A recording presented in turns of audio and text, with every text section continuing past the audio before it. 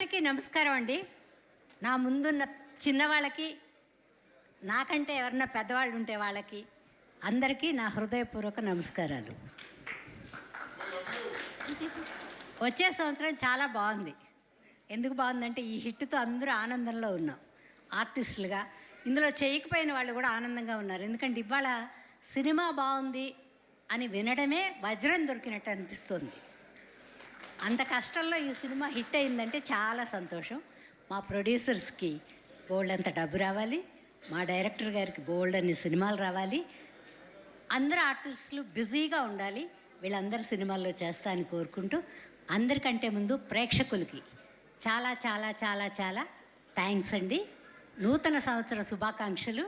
ఎందుకంటే నూతన సంవత్సరంలో అక్కడికి రాలేదు కాబట్టి ఇక్కడే చెప్తున్నాను. పత్రికల వారికి, టీవీ ఛానల్ వాళ్ళకి కొంచెం మంచిగా వేయండిరా, మా సినిమా ఇంకా ఇంకా బాగుందని వేయండి. వాళ్ళు ప్రేక్షకులు ఒప్పుకున్న మీరు ఒప్పుకోరు, అదే వచ్చింది తిప్పలు మాకు. బాగుందని వేయండి. అందరూ క్షమించాలి, ఇందులో చేసిన వాళ్ళందరూ చాలా బాగా చేశారు. నా వేషం మాత్రం డైరెక్టర్ గారు సూపర్గా తీశారు. తర్వాత ఏమీ కాంప్రమైజే లేదు. విగ్గు పెట్టుకుంటారండి అన్న, వద్దమ్మా అన్నారు. ఆయన వద్దంటున్నారు, మనం పెట్టుకుంటే బాగుండదేమో, బాగా తీయరేమో అని లేకుండా చేశా. అయినా అందంగా ఉన్నాయి. చాలా సంవత్సరాల ముందు కృష్ణవంశీ గారు వాళ్ళు వీళ్ళు విగ్గు అది ఏమో వద్దమ్మా అలా వచ్చాయన్నారు. అప్పుడు కొంచెం బొద్దుగా ఉండేదని బాగున్నాను అనుకున్నాను. ఈయన సినిమాల్లో కూడా అందంగానే ఉన్నాను. ఇంకా పైన ఏమన్నా సినిమాలు వస్తే ఇలా న్యాచురల్గానే చేద్దామని నేను డిసైడ్ అయిపోయాను. థ్యాంక్ యూ వెరీ మచ్ అండి డైరెక్టర్ గారు. అందరికీ ఒక విషయం చెప్పాలండి. అన్నపూర్ణమ్మ గారు లైక్ సో మచ్ సీనియర్. మేము షూట్ చేసేటప్పుడు ఇదే డిసెంబర్ లాస్ట్ ఇయర్ షూట్ చేస్తున్నామండి. నైట్ 6 to మార్నింగ్ 6 షూట్ చేసేది అనమాట. మోసం చేశారండి, అది మాత్రం మోసం చేస్తాను. సో అంత చలి అంత ఉండేది.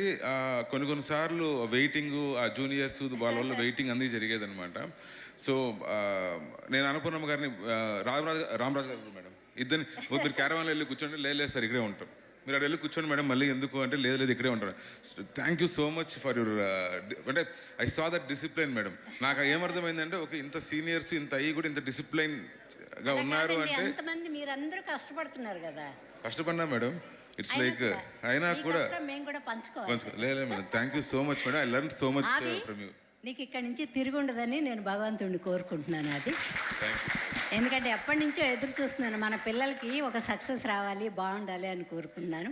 నువ్వు నెంబర్ 1గా వస్తావని కోరుకుంటూ సెలవు తీసుకున్నాను. అప్పుడే చెప్దామని మర్చిపోయాను మేడం. చెప్పండి ఆది గారి గురించి. నేను ఫస్ట్ ప్రెస్ మీట్ అయిన తర్వాత మధ్యలో ఇంటర్వ్యూలో ఎప్పుడో కొంతమంది అడిగారు అనమాట, ఆది గారి క్యారెక్టర్ ఎట్లుంటుంది అది ఇదని అడుగుతుంటే నేను వాళ్ళకి చెప్పాను, ఆది గారి క్యారెక్టర్ ఇంతవరకు మీరు చూడనట్టు విధంగా ఉంటుంది, పర్ఫార్మెన్స్ కానీ ఏదన్నా. ఒకవేళ కాకపోతే మీరు నాకు ఫోన్ చేసి చెప్పండి సార్, లేదని చెప్పి ఉంటే చెప్పానంటే నాకు నిన్న కాల్ వచ్చింది. పేరు చెప్పకూడదు తెలియదు కాబట్టి చెప్పట్లేదు సార్. చేసి మీరు చెప్పింది నిజమే sir, I have never seen Aadi like this before, he did a tremendous job అని చెప్పారు. మర్చిపోతానేమో నేను చెప్పేసి. Thank you sir. అందరికీ నమస్కారం అండి. అందరికీ నమస్కారం.